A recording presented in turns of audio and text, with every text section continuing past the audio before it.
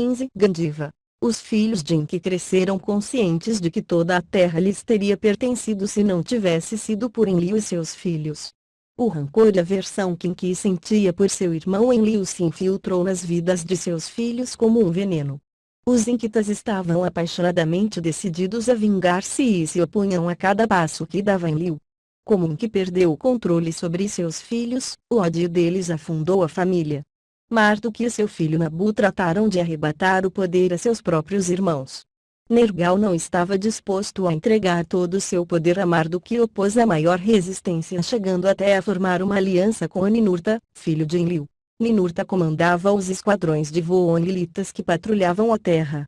Ele tinha conduzido as famosas hordas gutianas para Cádia para destruir o que ficara de meus exércitos. Também lhe encomendou a tarefa de recuperar os sistemas de águas do Eufrates depois que Marduk os tinha poluído. Ninurta e sua esposa, Gula, estavam na cidade de Lagas. Ninurta, a quem adorava voar e comandar a força aérea, também era aficionado à construção e à engenharia. Esperava ansiosamente o desafio de limpar o rio. Mas detestava o assunto de governar e não tinha paciência para a vida social que suportam estes deveres. Sua esposa Gula estava muito dedicada a ele, mas Ninurta era muito esquisito para ser companhia de alguém. Talvez ele tenha levantado uma parede a seu redor para desviar os constantes cuidados de Ninursag, sua dominante mãe. Ninurta ficou muito introvertido, descuidou do controle do governo e desaparecia durante dias. Escapava em sua nave favorita, o Pássaro Negro. Ele queria construir pirâmides. Dos tempos da guerra sentiu inveja das grandes pirâmides do Egito e convidou aos arquitetos que tinham tomado parte no desenho e construção de Gizé para que começassem a trabalhar na Suméria. Isto o manteve ocupado por um tempo perto de casa, por isso sua esposa se alegrou. Mas paulatinamente a tentação de voar sozinho em sua nave o venceu. Afastou-se de toda a civilização e voava sem cessar através de montanhas longínquas. Ali formou uma legião de lutadores e lhes ensinou as artes marciais. Desfrutava muito da companhia destes homens rústicos. Ninurta estava enfastiado do estilo de vida de sua família, os deuses. Preocupado por nossos conflitos eternos, ele recordava sua infância quando a Terra era ainda uma aventura desconhecida. Desejava essa época quando estava livre das ominosas responsabilidades de ser o filho de Enlil. Tenho que reconhecer que eu nunca cheguei a compreender completamente a Ninurta. Ele é uma pessoa muito complexa, atormentado pela carga de seus deveres e uma necessidade premente de simplesmente ser um garotinho brincalhão, o garotinho que talvez nunca tinha sido. Como Ninurta estava fora por longos períodos, Marduk começou a olhar a Babilônia e suas cidades circundantes. Ele e seus seguidores começaram a infiltrar-se nos povos da Campina e, empregando hologramas, aparecia-se ante os líderes de certas tribos identificando-se com diversos nomes.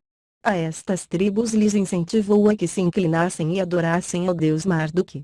Ele executou muitos milagres para as pessoas, deu-lhes poder e riqueza e lhes advertiu que os deuses de Enlil e sua classe eram deuses falsos. Dizia-lhes que os que não o adorassem seriam castigados, condenados ao inverno para sempre. Durante séculos os humanos tinham sido preparados para adorar algo que estava por fora deles, ou seja nós. Contra esta manipulação eles tinham muito pouca defesa. Como foram, ou seja, qual dos deuses era verdadeiro? Certamente todos os deuses eram volúveis, mas de uma vez tinham deixado os humanos abandonados à sua sorte. As pessoas das tribos raciocinavam que possivelmente deveriam adorar ao Deus que lhes proporcionasse o melhor, ou que talvez seria melhor lhe obedecer àquele que ameaçava com castigos horríveis. Marduk era um gênio para confundir as pessoas. Começou a ganhar na devoção dos Lulus ao corromper levemente o poder dos outros deuses. A ciência do controle mental e a propaganda para lavar o cérebro estavam em suas primeiras etapas. Devido à ausência de Ninurta, Enlil teve que nomear alguém mais idôneo para a tarefa de governar a Suméria. Escolheu a meu pai Ninar. Da cidade de Ur, Ninar e minha mãe Ningal começaram a reconstruir as rotas comerciais normais e a restaurar a agricultura e os negócios na área. Os templos reataram suas atividades normais e se construíram novos zigurates. Não obstante, as coisas não estavam bem de tudo. No ar da Terra se sentia fricção e antagonismo. Era como se o planeta fosse um ser que não pudesse suportar os ódios e disputas dos deuses. Uma sensação de ansiedade começou a rodear tudo. A ambição e a avareza corriam rápido por toda a Terra, logo que se inaugurava uma monarquia era destronada por outra. As escaramuças aumentavam enquanto os estados de ânimo se exacerbavam. Os olhos de Marduk liam por cima de seus futuros domínios. Podem ler a história deste tempo, pois se escreveu muito nas tabuletas de argila. Marduk e seu filho Nabu lutaram sem cessar para ganhar o território e controle do porto espacial. Ao lado de Enlil estavam meu pai Ninar, meu irmão Utu, Ninurta e Nergal, filho de Enki. Para acabar com essas horríveis guerras, Matali foi visitar seu velho amigo Enki. Matali sempre tinha estado ao comando da nave pessoal de Enki e os dois tinham passado muitas horas juntos. Matali rogou a Enki que falasse com seus filhos. O que se obteria com toda esta luta? Com certeza a Terra e sua gente só sofreriam mais. E se os filhos de Enki e Enlil morressem na batalha? O que sobraria um dos dois patriarcas? O resultado desta guerra só poderia ser aniquilação mútua, posto que ambos os lados tinham armas poderosas. Se Anu escolher o Gandiva, ninguém poderia evitar a aniquilação. Quem poderia predizer o fim de uma guerra tão devastadora? Depois de escutar Matali, Enki visitou seu filho Nergal e tratou de raciocinar com ele. Mas Nergal se negou, ele sempre tinha acreditado que Enki preferia Marduk. A verdade era mais comovedora, Marduk exercia uma forma sutil de controle mental sobre seu pai Enki era simplesmente impotente em presença de Marduk. Nergal se zangou muito pelos esforços de Enki para que se obtivesse a paz com Marduk. Enfurecido, disse a Enki que partisse e amaldiçoou tanto a seu pai como a seu irmão, prometendo destruí-los. Sozinho, o pobre Enki chorou tristemente. Não sabia o que fazer e recordava as épocas mais felizes, as festas de Antu. Os profetas da fatalidade começaram a multiplicar-se por toda a terra. Todo sacerdote e adivinho contava histórias da destruição que se avizinhava e oráculos em todos os templos profetizaram o fim do mundo. Muitas das predições foram absurdas e nunca se cumpriram, mas era como se a gente estivesse viciada nestes pronunciamentos.